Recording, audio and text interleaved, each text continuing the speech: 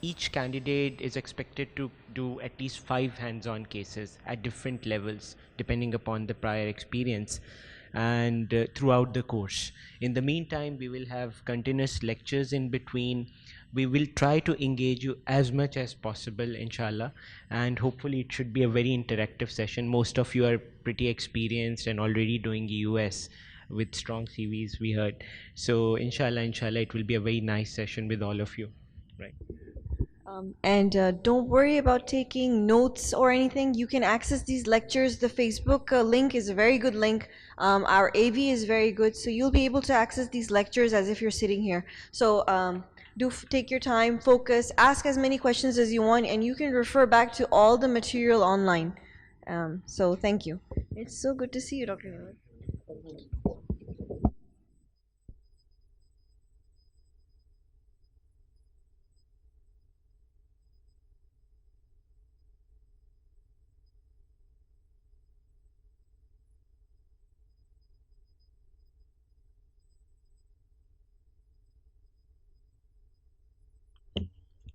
Testing. So we're joined by Dr. Saad Khalid Niaz, our mentor and the head of the institute. So I would like to call him on stage for a few words regarding the course.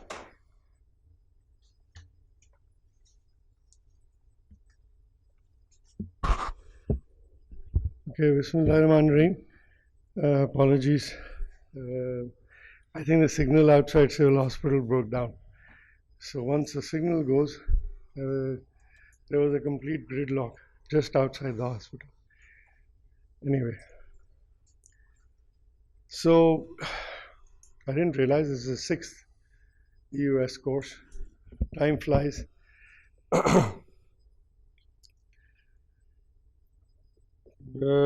SIAG, for those who, most of you already know us, we have 3 objectives. And that's what led us to develop this institute. The first one was service. Service of hopefully the highest quality and free of cost. In the service, we had 3 things in our mind. I'm sharing this because I think you're all young, and hopefully, inshallah, one day you will have the same opportunity, and maybe you'll share the same goal, and it would make it easy for you to achieve. So the 3 things in service was, one, that because we are providing service free of cost, it should not look different to any private hospital in any way. That was ambience. The second thing was that we should not compromise on any equipment. And so I'm humbled, alhamdulillah, that we're the only institute in this country to have the kind of facility under one roof that we have here, starting from fluoroscopic procedures all the way to ESWL. Everything is done in our unit. And we are very fortunate to have pH, motility, service again, free of cost. Things like FibroScan, ultrasound, everything is so. And we haven't compromised it. The second thing was equipment. We didn't want to compromise on our equipment. So the equipment we have is at par with any international center.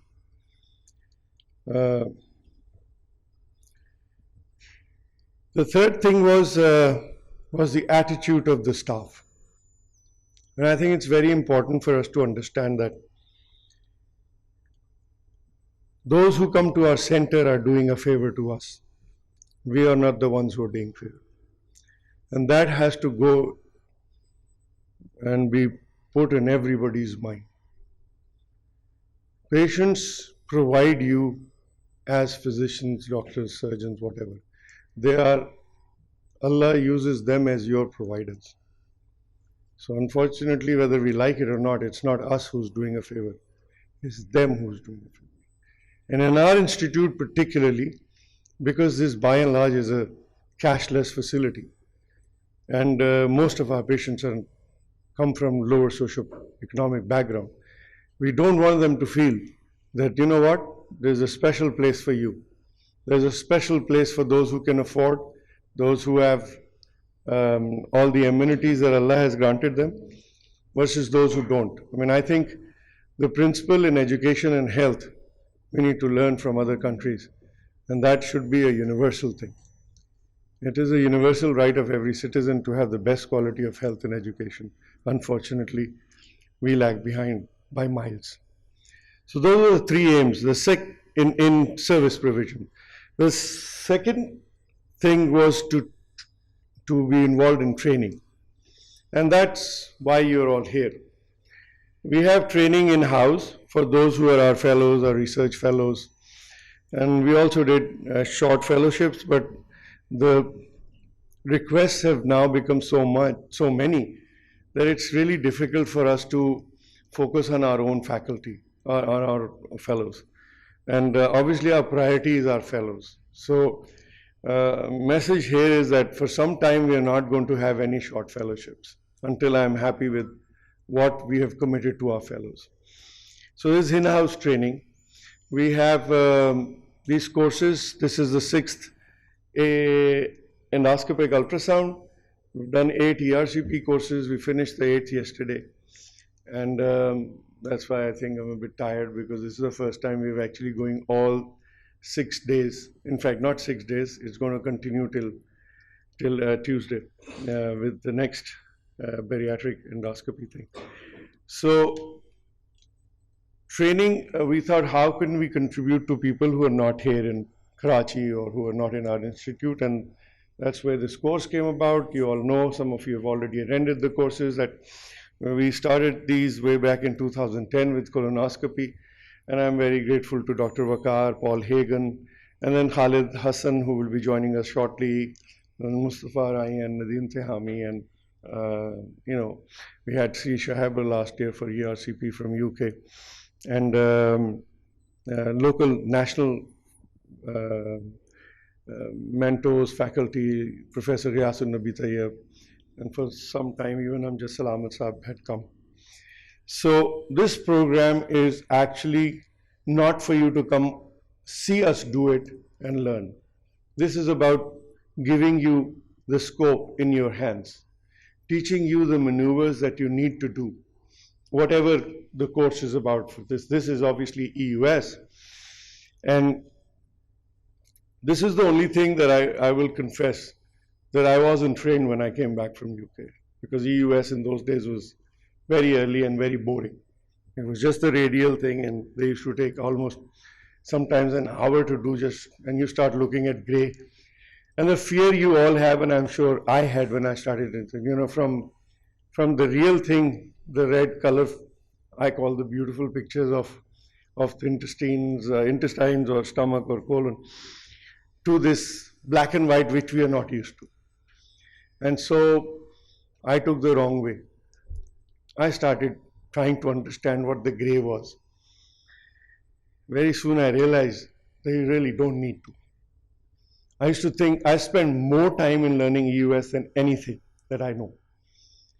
And I think a lot of that time I wasted.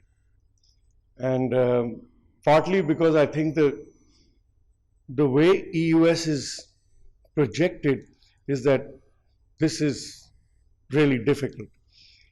Because how will I understand these structures? They all look the same. But it's actually the easiest procedure that I do, honestly. Because there are only really 6 things you can see practically. If you take the submucosal lesions, what can you see? You go from the esophagus, you've got, 2 spaces, one mostly not useful, which is the AP window, and that worries most of the juniors, and it's very easy to see. Then you have the, subcarina. Then you come down to stomach. What are you going to see in the stomach? We have fixed things that we see. So you will see from one end, from the pancreas all the way to the spleen. In between, you'll see the kidney. We get very excited when we see the adrenal. Most of the time it doesn't, it's not really helpful. The aorta, celiac artery coming out, all that in the stomach. Pictures become very easy. Hopefully by the time you'll be done in the next 3 days, you will be familiar with all this. The third place is duodenum. And if you divide that into two, that's what I do. Bulb, you see the head of the pancreas, you see the portal vein, you see the CBD, pancreatic duct. And then you go to D2, and you can see the uncinate. And that again is very simple. For those who are doing ERCP, reduction of the scope, and it's all done. We will demonstrate you everything that I'm talking about in great detail in the next 3 days. So hopefully by the time you go, this great thing should be out of your mind. You'll be able to recognize everything, inshallah. We've also, for the first time, created models for you so that you can actually use and puncture a cyst, okay?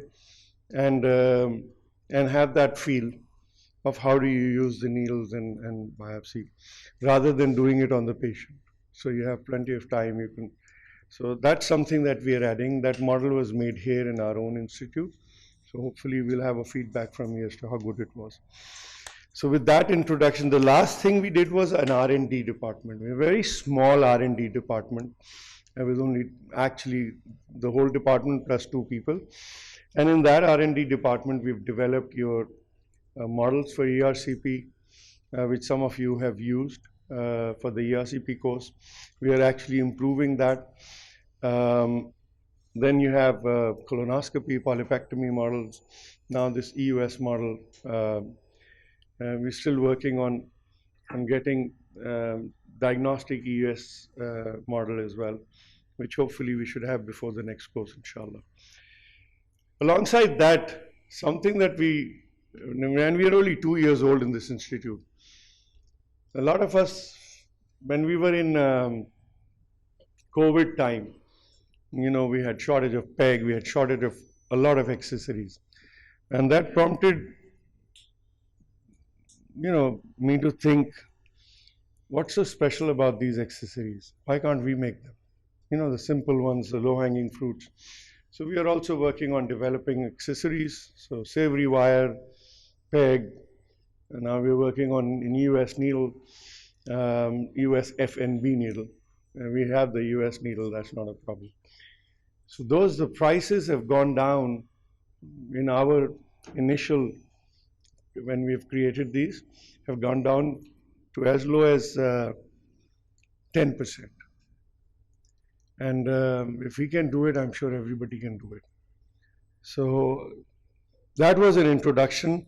We are very fortunate, let me tell you, along with that, for the patient safety and quality, we are very lucky to have a very strong anesthesia support led by Professor Safia. She's here, and we'll obviously hear from her as how she supports us. Starting, what we generally do is, and I was hoping that our faculty will be here, is that we want to know, Abir, can you do the start, please? Yeah. So what we want to know is from the hands-on people, where they're from, have they done any US or not? Have they got the facility to do US? And what are the real expectations that you've come here for? And if you're doing US, what are the problems you're facing? Welcome, Arif Siddiqui. Dr. Arif Siddiqui is a faculty here. And for the observers, I know what you're going to write in the feedback. Observers should have some hands-on experience. Unfortunately, that's just not possible. Our focus is the hands-on guys, and that's why we restrict it to 5 people, because it should be really, we want you to try and teach everything that we've learned or we know. And you have some of the best people here who do EUS. So we start with Dr. Junaid Mushtaq from Lahore, I know that. Junaid,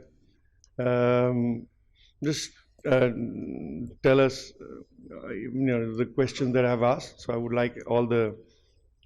Bata. Thank you very much, Dr. Saad, for giving me this opportunity. Participant as a hands-on course of US. So there are a couple of things that I would like to improve while doing in US is number one is the D1. That is the most difficult area where I think the maneuvering is a little bit difficult to find where I need to start and how do I need to go around that area. And number two is tracing the PD at GE junction, like when you are in the proximal stomach. So these are two areas that I find most difficult to maneuver around. So the D1 and tracing the pancreas from the stomach of pancreatic duct. While I was talking, I mean, you can actually trace uh, from the stomach. You can also see the CBD literally up to the patella as well if you want to. Do you really need to in everybody? I'm not sure. You need to look at the organ. You see a lot of videos coming out. You see a lot of things coming out. But yeah, I take a step back and I say, how is it going to help my patient or what I do? And a lot of times, looking at the thyroid, yes, you can look at the thyroid, but is this my job? No, it's not. So I'm personally, I'm not saying it's wrong, but I'm not interested. I'm interested in what actually helps my patient and my practice. And that's what makes EUS simple. Because you can trace every artery or every vessel. But my question, a lot of times, even in the international, is what have we achieved? Yes, we know, but what are we doing? Are we actually looking at GI, liver disease, or spending as a radiologist? We're not radiologists. So, good. When you do, when you're in the bulb, what maneuver do you do to try and get the whale sign or the portal vein, or what do you do exactly at the moment? What do you do, which is causing you difficulty? So the most difficult thing is to what I've learned is like to get into the duodenal bulb and bring your big wheel down and suck all the air and slightly like clockwise and anti-clockwise rotation and Down meaning away. no towards you Towards to big wheel, yeah big So wheel, you want to go up and yeah, a little bit anti-clockwise. anti-clockwise, yeah, Sometimes what happens is you don't have to do anti-clock. yeah, Sometimes you first look at it and then gradually do anti-clock. Sometimes you can just do anti-clock. yeah. Khalid? No, so D1 से fallback नहीं होगा. नहीं होना चाहिए. That will only happen if you have a loop. Going to the stomach, when you are just entering, you stop there. क्योंकि वो बना हुआ है ना, वो आपको होल्ड करता है. अगर आपने movements इस तरह की की कि you are going towards the duodenum, then obviously it will go either backwards or over. If you just go in as you enter, you just lift it up, which is bringing your big knee towards you, and just a little bit of Anti-clockwise, yeah. I just wanted to know, okay, Yeah. so I can, Yeah. we can have it here, and hopefully by the time we finish, we'll have a look at it and see whether we have achieved it or not. Yeah. Great. Have you done any FNAs, FNBs? Yeah. Or you have? Yeah. Okay. Right. Anything else you want to say, Junaid? No, that's good for now. We had to get together for something, and it's my fault. He had asked me some. Yeah, definitely. We need to sit down and talk about it. Najmus Seher. Assalamualaikum. I am Najmus Seher Saeed. I am actually heading the Department of Gastroenterology Hepatology in newly formed GMC Teaching Hospital, Gujranwala Medical College Teaching Hospital. And you were talking about 24-hour pH, and I was thinking that we have available everything in our department, including 24-hour pH except spyglass, manometry, fibroscan, capsule, enteroscope, everything. So after making the ERCP a routine in my hospital, my next task is actually to make the EUS freely available to the public, inshallah. So I've been doing EUS and I have done FNBs. If I know How there many is USs have you done? Sorry. usually I do 1 or 2 cases per week. Okay. Okay. But how many have you done total? Do you know? Maybe less than 100. Okay. Okay. Uh, I have actually recently done a pseudocyst drainage also, independent and successful one. If I know there is a lesion, I can go in, I can size it and do an FNB. But if I don't know, like I'm doing it for to confirm whether there is something or not, I feel lost. I find it difficult to follow the vessel and keep it where it is, and the scope position changes, and then I wonder whether I'm at the right place or not. This is what I feel difficult about. Apart from the D1 point Dr. Junaid just mentioned, I hope to improve that, inshallah. So you did pseudocyst by yourself? Yeah. No supervision? No supervision. You're a I brave, actually you're a tried. brave lady. Actually, I tried to get somebody multiple times, and I got a very poor response from multiple Fair enough. people. So how long should I wait? I don't know. So I, this is I the think you situation. should wait. If you look at the literature, now it's very clear. You need to have a certain number of cases before you attempt therapy. The fact that there's a problem and the fact that there's nobody else to do, you're taking a risk because God forbid if you have a complication, and which can happen because it's not easy to put a plastic stent. Did you put a plastic stent? I did. Yeah, the plastic stent placement is even more difficult than lamps, and so alhamdulillah, you were lucky you got away. But generally speaking, this is what this is why we have Sir, these courses to actually to teach you, to tell you some of the things. This is not a therapeutic course, so I'm afraid you may see an odd case of therapy here if we have something that we need to do urgently, but otherwise we focus on basically diagnostic EUS for you to have the concept first, and then once you are actually able to do that, then you can go ahead and do that as well. But we will give you some experience in cyst drainage. One thing, sorry, आप बोल दे. Actually, I'm training a Professor Anwar Khan, so I've seen him multiple times draining the cyst without EUS and without fluoro and without. So maybe that's why I. No, okay. That is an interesting discussion, I'm sure. I welcome Dr. Khalid Hassan, Dr. Mustafa Rai, Dr. Nadeem Tihami, the international faculty we have. I must add that my US hair program would not have been here had this young man, Khalid, my little brother, was not here with me. And so that's what I was trying to tell you. I learned US not through a program, but through mentorship from someone who is one of the best in the world as far as endoscopy is concerned. And then, as luck would have it, I met another brother who's Mustafa Rai, who again is a fantastic endoscopist, especially EUS and ERCP. So there's a lot of learning that I was fortunate to get from them. And then we have the next generation, a little bit down, Nadeem, who is more known than I'm sure anyone else here. And it just continues. Shanil is part of our faculty. Right, so what we've done is that we've had, Junaid, I want to ask you, how many have you done so far? So I think I don't have an exact number, but somewhere around, less than 100 more. Yeah, somewhere around 100. Okay. Yeah.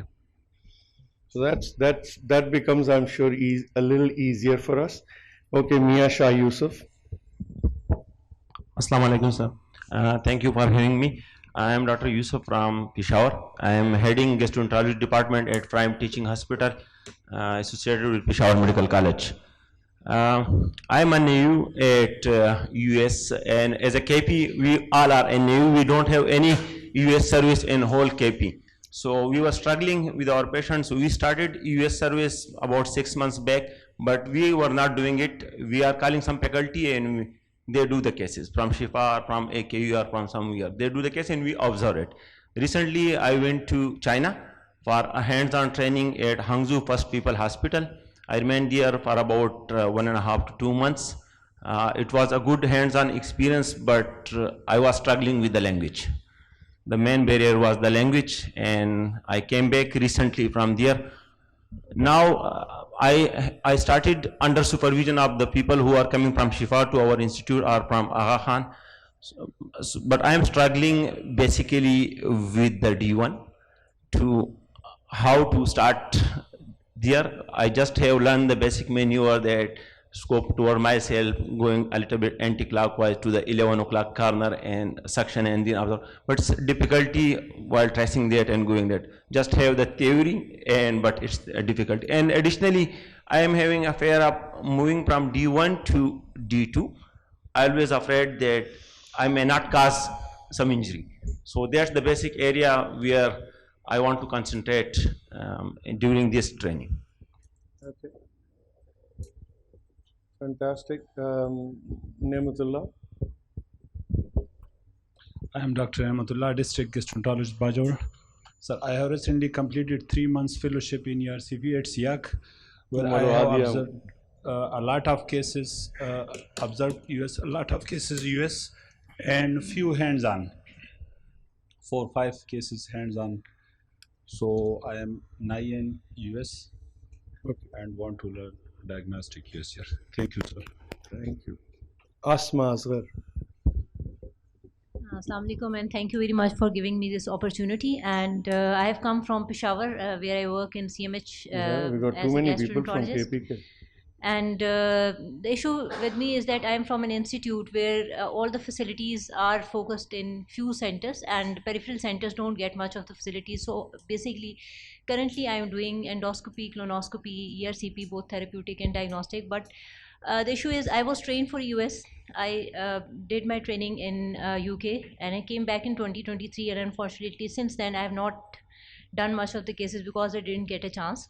And now I hope to get the facility very soon in our hospital, or move to another hospital where there is facility. So I want to overcome the anxiety of having not doing any procedures for such a long time. Where in UK were you? So Birmingham Heartlands Hospital. Heartlands. Sir, around 200.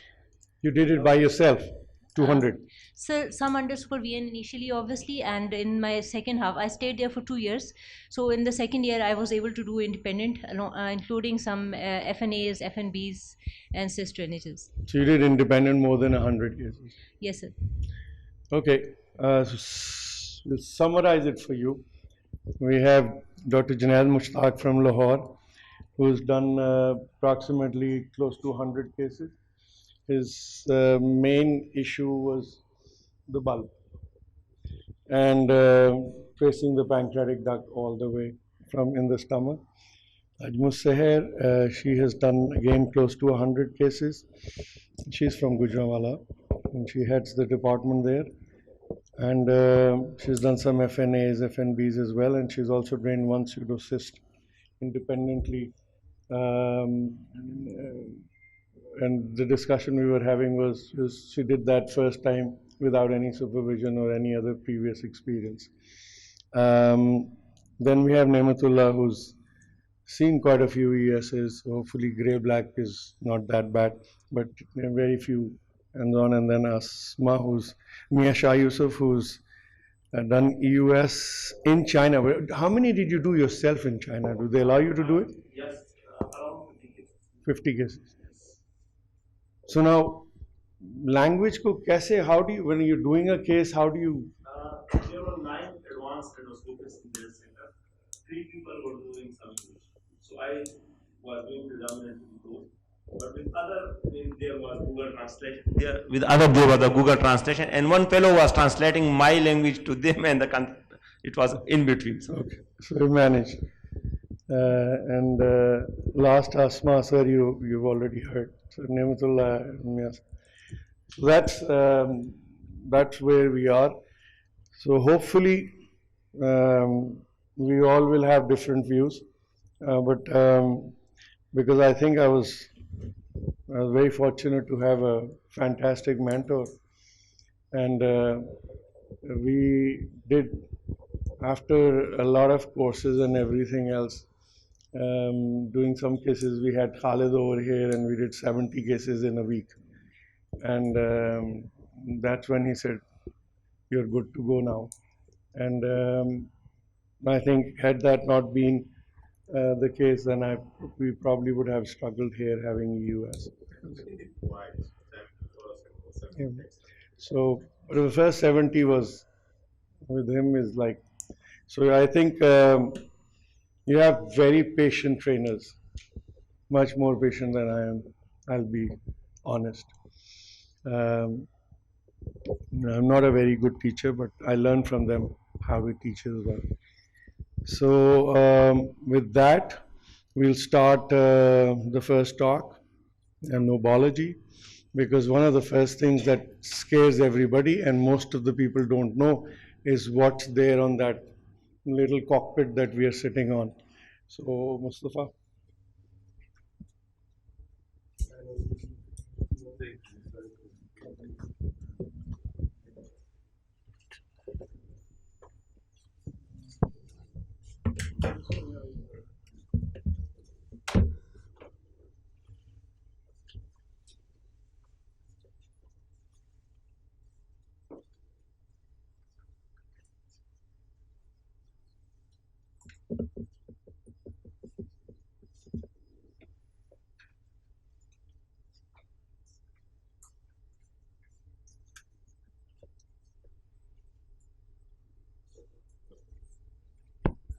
And just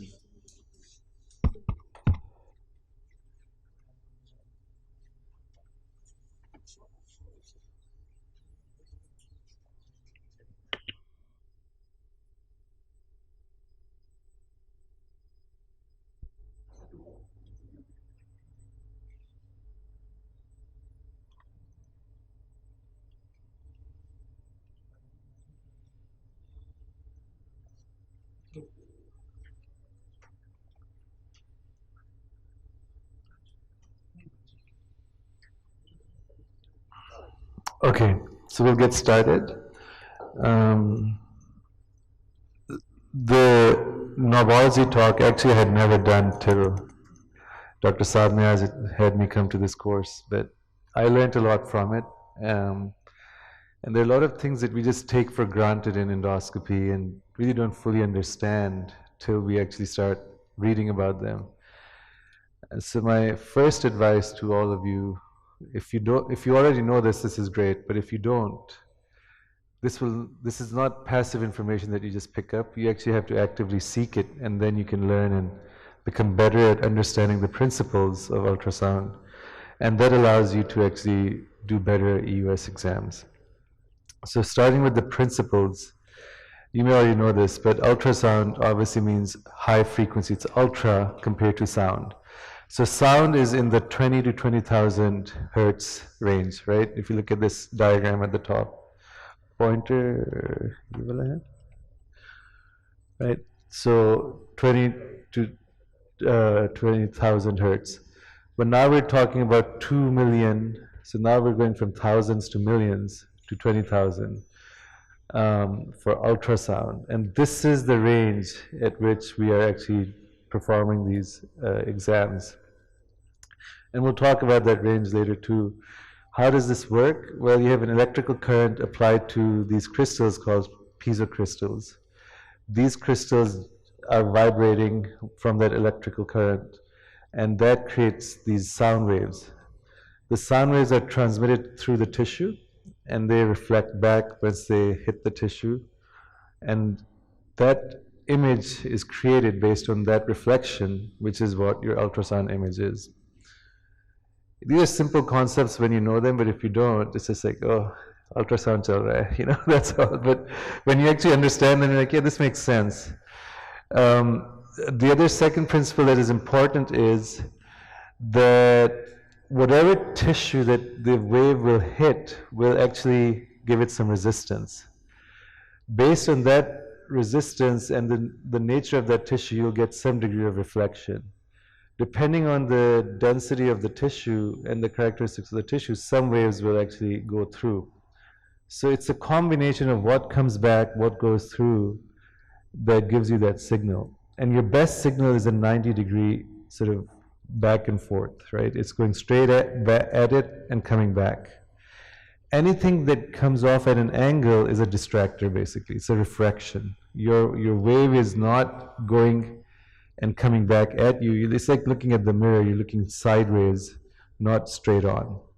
So when your probe is not up against your tissue of interest perfectly, then you will get a more sort of inaccurate image. And so that's how you get artifacts. And we'll talk about artifacts, especially, everybody's talking about D1. Ironically, D1 was my easiest station to learn. Where I struggled was D2. So I'm surprised people say D1, but D1 actually I found the easiest, and I find the easiest to do and the hardest to teach somehow. Because for me it's very easy, but for trainees it tends to be difficult.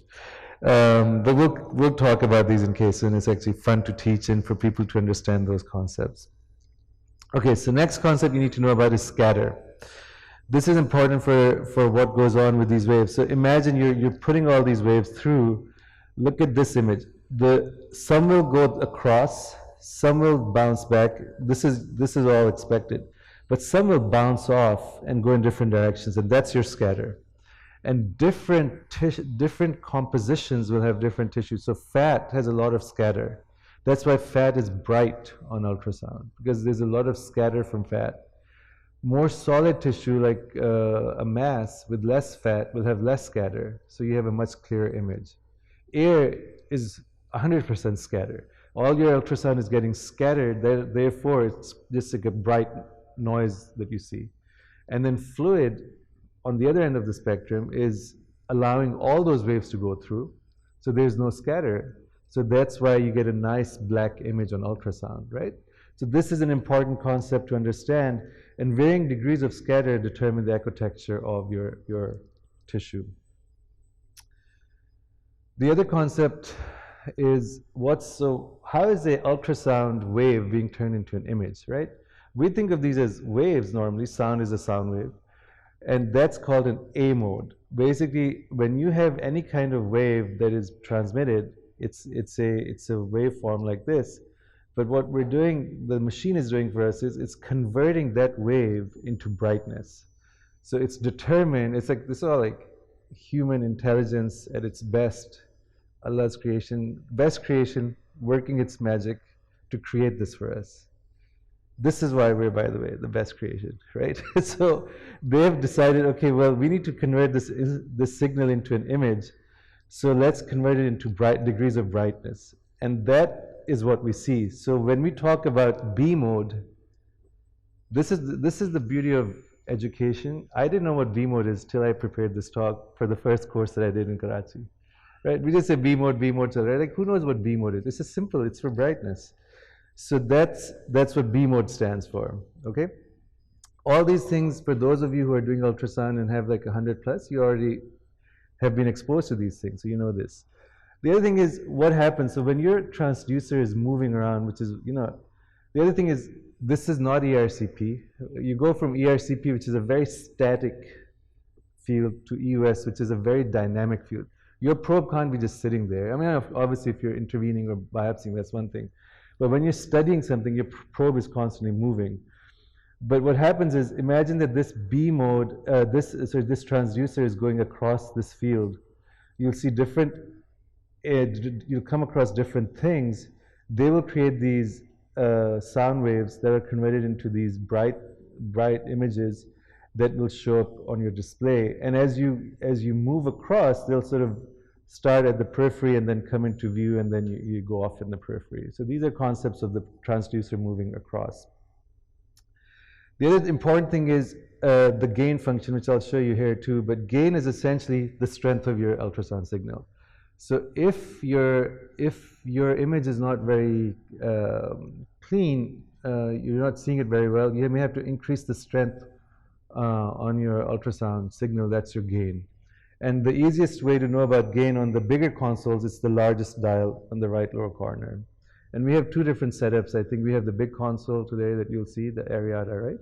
And then you have the ME2 from Olympus.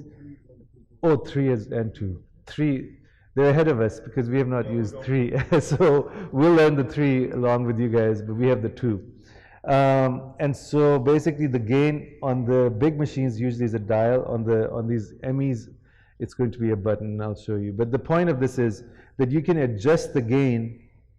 You think of it this way, like your main focus you can adjust, and then you can do fine tuning of your focus.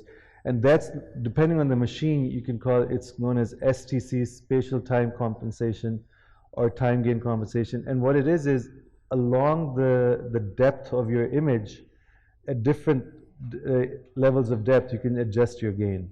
You usually have this like slight slant to the right, but if one area seems like there's a problem, you can adjust it based on the depth of your image on the screen. And we'll show you that when we do this. But the point is that you can do main focus, and then you can do fine focus to get your image. So why does frequency matter? And the best way to think of it is this way. If you have two things, one behind the other, you have very large waves. That one wave is going to try and capture both these things, right? And so they'll show up as one item, which is very sort of blurry. But when you say, okay, I'm going to make these very tight waves, then these tight waves are going to look at these two things, and they're going to bounce back separate, showing them to be separate. So the higher your frequency, the clearer the higher your resolution. You get much better resolution with higher frequency.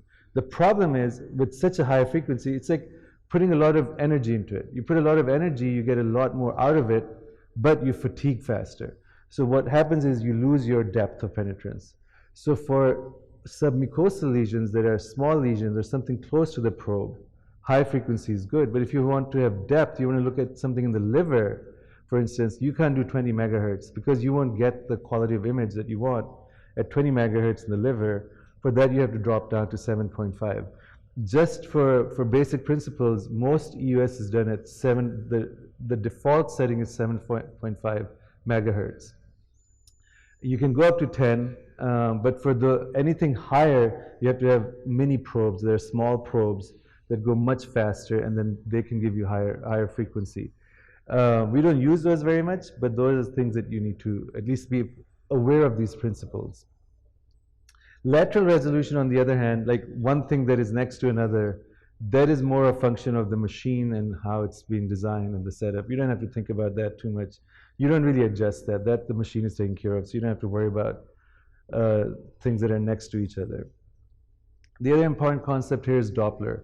So we're talking about like head-on, which is nice, but when something is moving, say blood flow, what happens is these waves will actually come at different frequencies at the probe.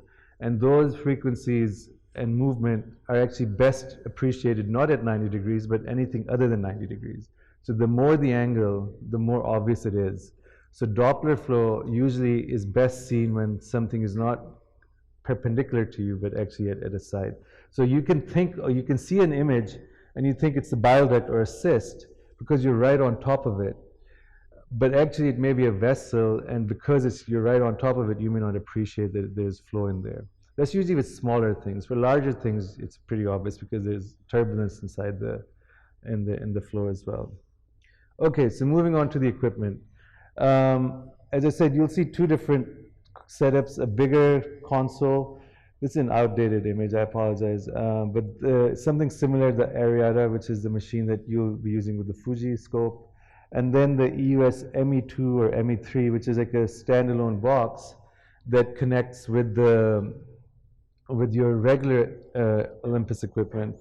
So you can have it on a cart, which you'll see here, where you have the scope light processor and the US machine all on one cart, and then you can have the image on top. And then you'll have these different buttons. I'll be honest, there's so much that can be done with ultrasound that we don't actually use, because what our application is very limited. But I think there are ways to enhance even what we do if we knew more about this machine. But if you don't know, you can't really improve on it. So it's good to know, get to know these things. And the way that it works best for us in our setup is simply having the rep from the company come. Olympus, for instance, has these ultrasound experts, and they come, they spend time, they go over all these buttons.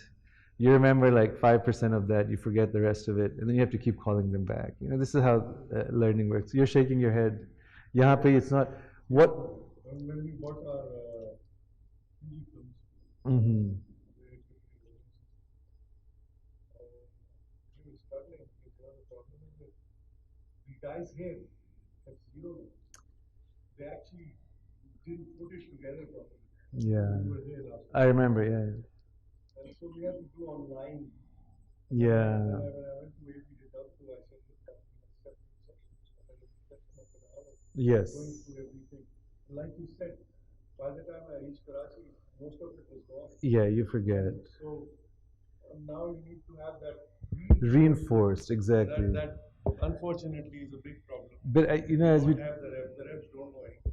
But maybe we can work with the Fuji reps there and figure out a way that we can do it either as a recording, so certain aspects that should be, you know, just get them recorded so you have an online access to that. So we can work on that. Okay, but basics that you need to know, the freeze button. Okay, this is basically putting your ultrasound on and off. So if you freeze your image, it's a still image. If you unfreeze it, then you can look at it. So to measure things, usually you want to freeze it so it's not a moving target. To study it, sometimes you want to freeze it. Or to take pictures. Dr. Hassan and I are very particular about nice images for our trainees. We really hammer this in their heads. You know, your report is a reflection of your sort of the importance that you give to quality and perfection. So if you have a report which has blurry images that make no sense, it just shows what's a priority for you. If in that moment your priority is your patient, then you need to do the best you can, and that includes getting the best image possible, right? These are first principles of medicine. This is not rocket science. तस्वीर ले ली भाई, चलो अगले station पे चलें, bile duct ढूंढें. And the other thing that becomes, sometimes it works flip, that they're too focused on getting a picture but not actually looking at the image. So there's a steep learning curve in this. You have to start with understanding what you're looking at, and then your next step is making sure you take a good picture for the purposes of documentation and reporting. So anyway, you can freeze and unfreeze. The next one is the depth. You can change how big or small something looks by using the depth button. These are terrible images. I really apologize. I need to improve on this for next time, Saad bhai. Sorry about this. But there's a plus and a minus. They never used to be this fuzzy. I don't know what happened, but I need to maybe no. But this is look at this. I mean, usually you can read these. Maybe it's the resolution. Okay. But yeah, but I'll update some of these for next time. But anyway, you'll see all these. Then the gain button, which is like, you know, the brightness to increase your strength of the signal. So you'll see all these. In fact, this is me just giving you a list that you'll forget.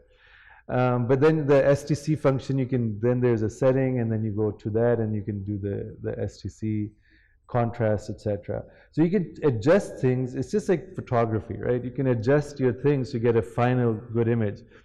But some principles, too much gain will make your image too bright. That means there's too much signal that you're transmitting. And too low gain will make it too dark. So you have to find that balance, and some of it's personal. You know, you have to, your eyes get used to looking at what works for you, and so you may adjust it accordingly. And then similarly, high frequency, you may, it basically, it makes it a bit more crisper, and then you can fine tune it more with the STC, depending on, what's interesting is, for me, this image is actually optimized. But in them, for them, it was like this in this textbook that they published. But anyway, your eyes get used to what works best for you. So you can change your frequency. There's a function for frequency adjustment too. On the bigger consoles, it's right on the console. On these ones, you have to like make a selection, like main menu, and then you select frequency, and then you can adjust your frequency. Your default nowadays is 7.5. So you don't usually need to change your frequency. And then you have other ways to, like in a radial, you can like look at full image, or you can split the image. There's so much there. One other important aspect is flow. So if you're looking at maybe a vessel or a duct, you can, or a cyst, you put flow on, and then there are different types of flow modes that you can go through to look at these things.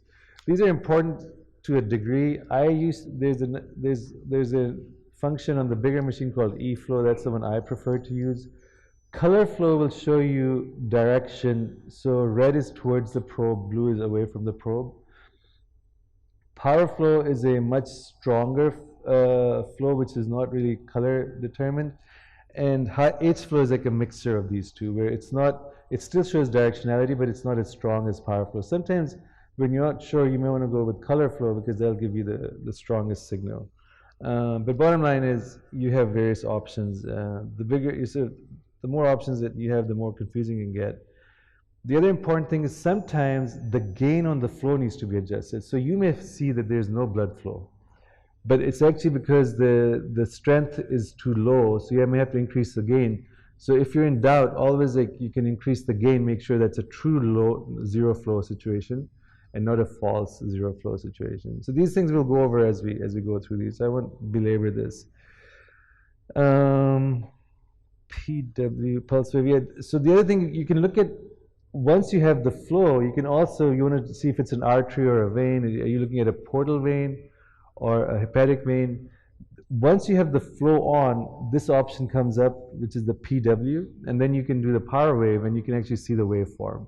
So you can have an arterial waveform, a venous waveform, or a portovenous waveform, based on the power flow button. So that's a good feature to look at veins or vessels in the liver, for instance.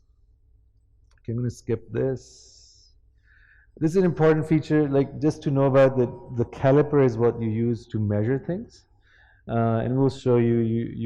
You turn it on, you put it on one thing, you hit set, then you put the second one, and that measures it. And if you get it wrong, you can always delete it and start all over. So these are our little features on the console keyboard that you need to know about. Now moving on to the scopes. Nothing has changed with the Olympus scopes for like 10 years, so this is pretty relevant. But look at the difference in the scopes. This is an EGD scope, this is a radial scope, and this is your linear scope. Okay, these two are linear, and I just show like side view versus head on. And the camera on the EGD scope is right at the tip here. Okay, on the radial, it's set back further, and similar to the linear. The radial is a 360-degree ultrasound image, whereas the linear is about 140, I think, depending on the brand, but it's about 140 degrees. Your endoscopic image is about 2 centimeters behind your probe. So this is important to know about, especially for people who are just starting out, that what you're looking at endoscopically is not exactly where your ultrasound probe is. And secondly, when you're advancing the scope, especially through the mouth into the esophagus, that's important, as well as in the G junction area, so any tight areas, and then the bulb into second portion. Other concepts to know about are the degrees of flexion. So this is an EGD scope. This is an older scope. I don't know if anything's changed here, but 9.8 millimeters on the Olympus. The radial, you can see the degree of flexion is much less. On the radial and the linear, it'll be a lot more. But secondly, knowing the not just the tip diameter, which is like 11.8 or 12.6 on the linear, but actually the overall diameter, the maximal diameter. So this is all good for like getting to a point, but this, your stricture should be able to, or your narrowing should be able to accommodate this diameter. Otherwise, the tip will get in and you'll push forward and you'll perforate. Okay, so it's important to know this number more than this, but you need to know both, of course. And this is similar both for Fuji. I think Fuji is 14.5, so there's like a minimal difference. So 12.6, but the number that really matters is 14.6.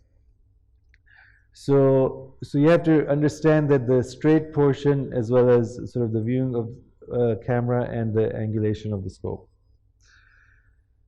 This used to be the old Pentax. They called it the Widowmaker because it could perforate and could basically be really dangerous. So Pentax has moved on and their scope is much rounded like this now, but this is the Olympus. And so this is just to show this, when it used to be like this, it used to be more challenging. And then all this information is available online. And these charts are available and you should know about them and you should look them up. And if in doubt, if you have a stricter type of a situation, look at that information, or if you have a child, just know these numbers to have a sense for what you're going to accomplish and encounter. Okay, this one I think is perhaps the most useful in terms of practical things. Knowing your dials and knowing the terminology. It's really important that we all speak the same language. So the terms that we will use may include big wheel up, which is thumb down or big wheel towards you, or big wheel down, which is thumb away from you. And if you look at the scopes, you have up, the U with the arrow towards you. So that's big wheel up, which is flexion. And so they're actually labeled like this. And D down, which is basically the arrow going towards you. So this is on all the scopes, by the way. So you have up, down. This is important. And we'll be using these terms a fair amount, obviously, in your training. And then also, don't forget that the ultrasound scope also has the left-right. So people get very focused on just up-down, but sometimes you have to do fine adjustment with the probe left and right, especially when you're sampling. Sometimes your needle is not in view, and if you do slight left, slight right, you can actually make the needle come into view in certain situations. Unfortunately, these are like upside down, but then when you look at the other thing is fluidity of movement is key.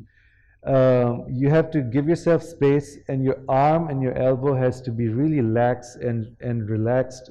And of course, when we're all starting out, we tend to be tense and we're frozen, and that makes it really hard for the scope movement to occur. But as you relax, what I want you to see is what's going on with the probe here. So you can see how the probe movement is so much nicer and smoother with these, relaxed movements, as opposed to if you're tense, what happens is you're holding the tip too tight, or you're doing these sharp turns and the tip of the scope does not move so much. So you have to be really relaxed, try and keep the scope straight, and that allows you to have nice, smooth movements, and for you to be able to see your image of interest. The other thing is, similar to an ERCP scope, there is an elevator which allows you to change the angle of the device that you're putting through, and the elevator will help you obviously with sampling if you need to, or getting into the right plane. So that's something to know about. And the other thing is stabilizing the scope. This is where Dr. Hassan and I differ slightly. I tend to like to lock sometimes and then do my FNA. I think most of the time you don't lock, but we just have different, unless it's like it's a tight situation. I just, especially with trainees, I have them lock it because I find that allows them to not worry about the scope moving back. And I'd say most of the time I do it too, maybe just because I find it easier. And that's the other thing, like in anything else in life, you eventually do what works best for you. Both him and I, do a pretty reasonable job with the US FNA. But our approaches are different. And actually you'll see a lot of how we do EUS is slightly different, but we both look at the same organs and we identify the same structures. It's just how you prefer to do it. But for me, I think locking and then using the elevator tends to work well, especially with trainees. So you can lock it, and then you can use your elevator up and down sometimes to help you. Um, so that's, I guess that was my last slide. So that's essentially it. Any questions?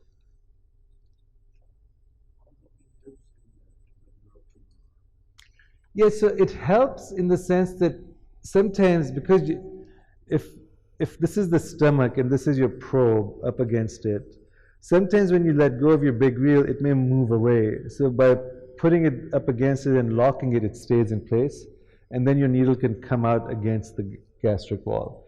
But you also have your thumb on the elevator and big wheel together, where you can do it without locking it too. And that's perhaps how Dr. Hassan does it without locking it. But it's just sometimes to maintain that tip position, the probe position in one place.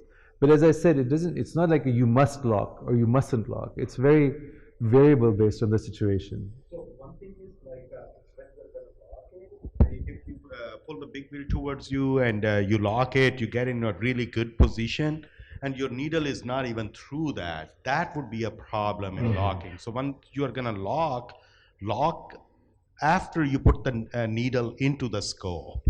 Otherwise, needle gives you a trouble getting through the scope, because if it's bent like that, the sheath is going to have a trouble getting through that part of the scope. So what he meant by lock is once you have the needle through that, yeah, then you can and then you get into the position, then lock it if it's unstable position.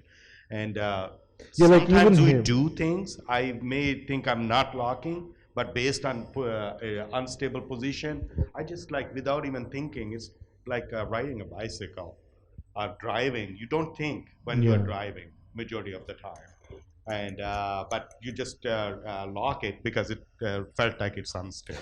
Yeah. But the one point is like don't lock it before you get the sheet through the scope.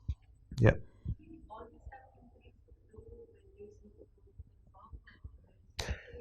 It depends on your level of suspicion, right? So if you think that this makes sense for it to be, say, a bile duct or pancreatic duct, then you don't need to. But if you're in doubt, because especially with the pancreatic duct in the body, you have a small vessel that looks just like a pancreatic duct, and it's people can often get fooled because they're pushing so hard on the pancreas that they're compressing the pancreatic duct, and they're watching the vessel below it and assuming that's the case. So it's not that you have to, but if you're about to sample something and you want to make sure that you're not about to go through a vessel, it's good to change it. Sometimes when you put just the flow button and it's all red, and that happens. So that's a lot of gain. Yes, too much flow gain. Yeah. When you increase the gain, other times you have to Decrease the gain. There's so much in it. You really Yeah, to reduce the noise. Basically, it allows you to reduce the noise. So then only the true vessel with the flow will have that Doppler image, and the tissue around it, you'll get rid of the noise, as Dr. Hassan said. And other thing is like, especially the training. I think when you're in the process of learning EUS, you get hung up on these small things and miss the major things. So the goal today is not like we do not need to name every single capillary, give it a name, okay? Or every single blood flow we see, you don't need to give it a name, and it does not need to have a name. What main thing you need to do is, this is aorta, this is celiac, this is SMA, major branches, okay? This is SMV, the stuff like that. We're going to pay attention to the pancreas.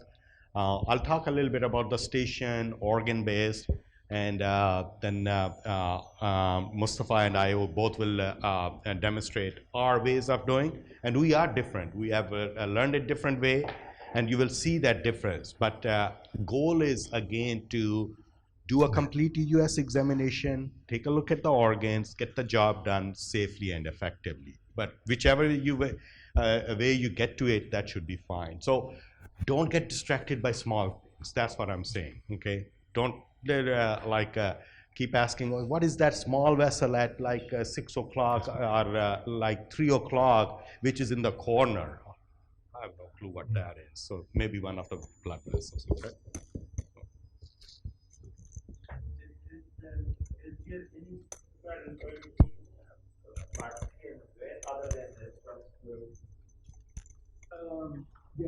The structure artery wall will be thicker, and we'll show you that when we do these cases. Veins tend to be thinner wall, and then the portal vein, for instance, the liver has a white rim around it.